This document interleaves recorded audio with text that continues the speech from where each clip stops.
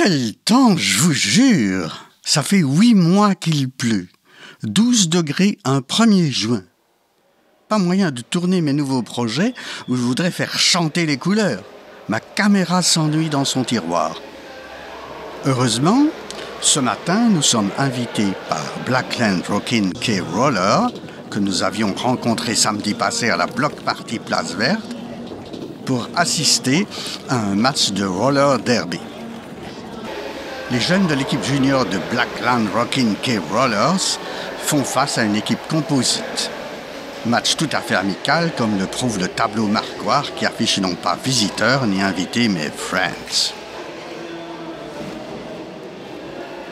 Profitons de l'échauffement pour essayer de comprendre en quoi consiste le roller derby.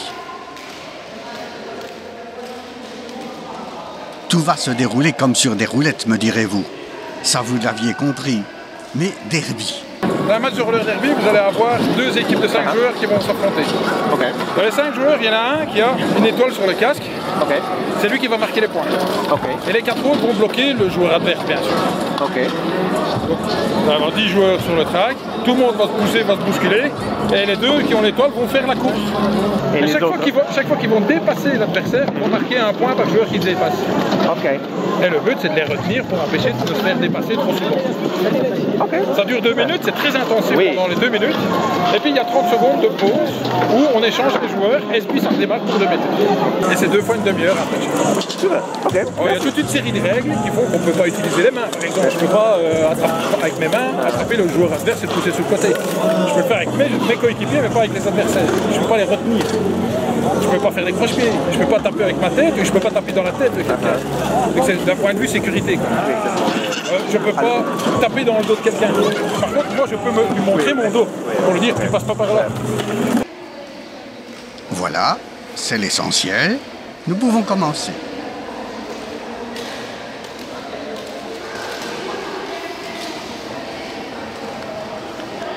La tension monte. Ceux qui n'ont rien à faire sur la piste l'évacuent. Les joueurs gagnent leur poste, le match va commencer.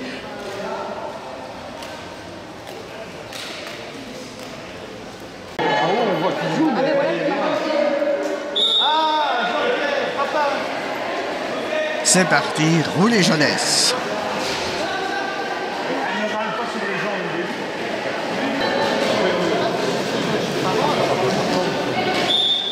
Voici une phase de jeu typique. Une jammeuse a réussi à passer le blocage et fonce pour un tour de piste.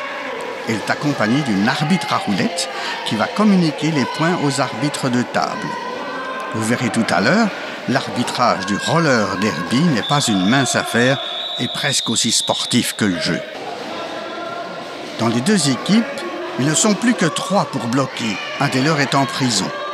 Je vous épargne les détails. Le règlement en français comporte une bonne trentaine de pages, plus 60 de commentaires.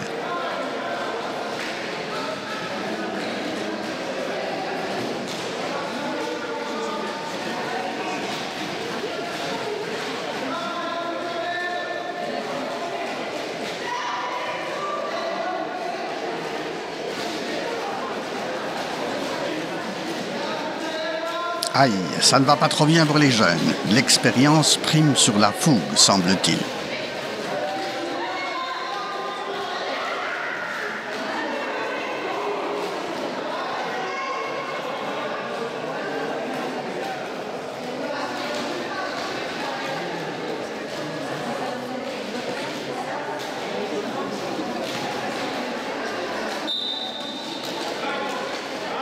Ouais, Ophélie est passé, mais il faut pas croire, l'équipe adverse l'attend au tournant.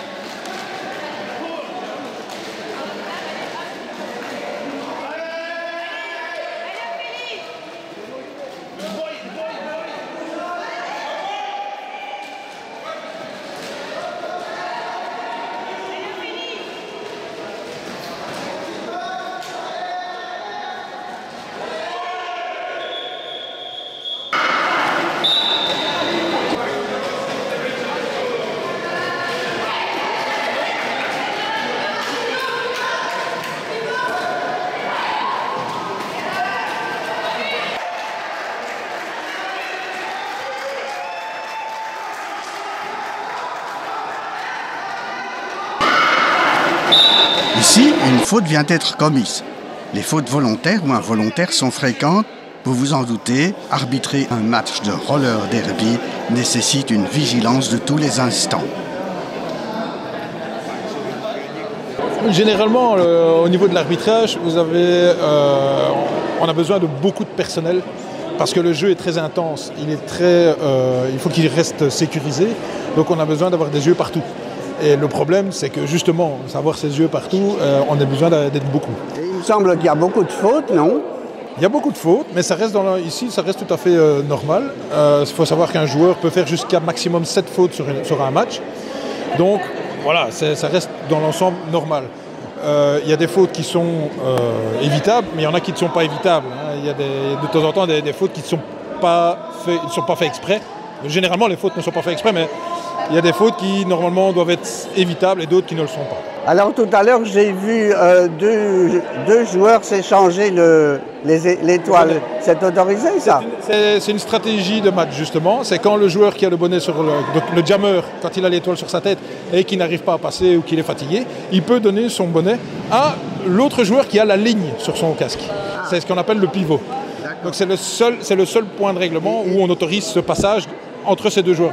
Et tout à l'heure, j'ai vu un arbitre qui accompagnait une patineuse pour faire deux.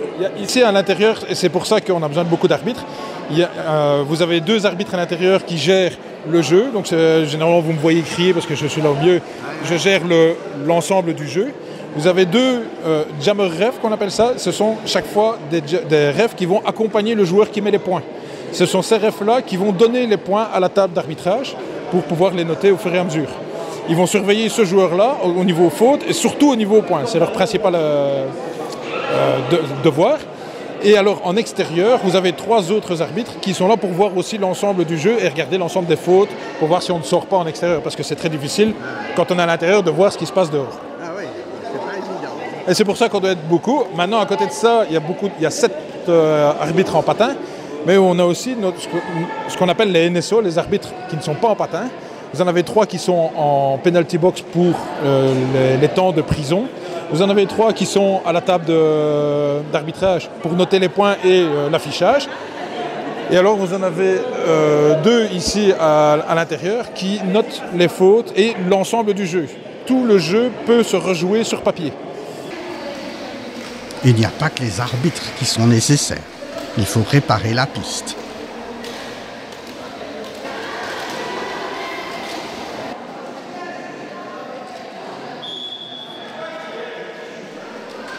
Et nous voilà repartis pour un tour.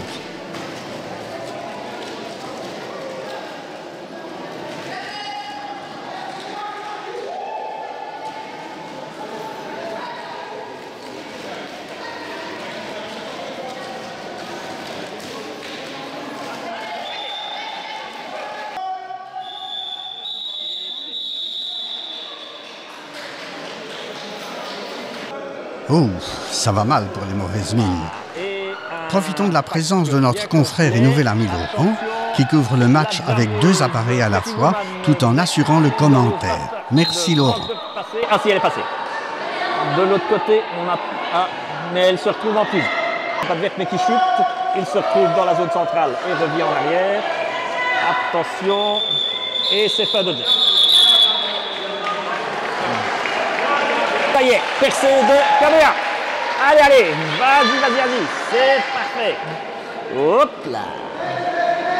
Attention, le pack va être compact. Hop. Et repercée de Pretty Woman, oui c'est bien ça. Pourchassé par Caméa. Alors que les invités menaient largement, le score devient serré. Il ne reste plus que quelques minutes de jeu. L'excitation est à son comble.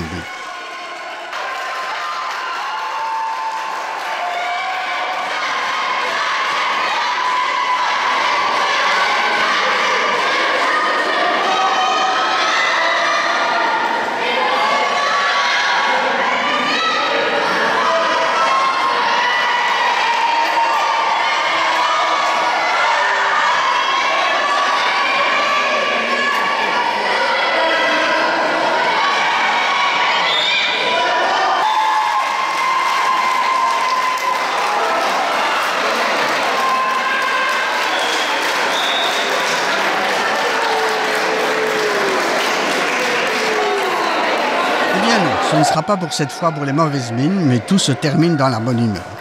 Le score provisoire est confirmé. Non. Ne me dites pas que vous avez tout compris. Allez voir leur prochain match et n'oubliez pas de potasser votre règlement avant. Merci aux Blackland K-Rollers pour ces moments palpitants.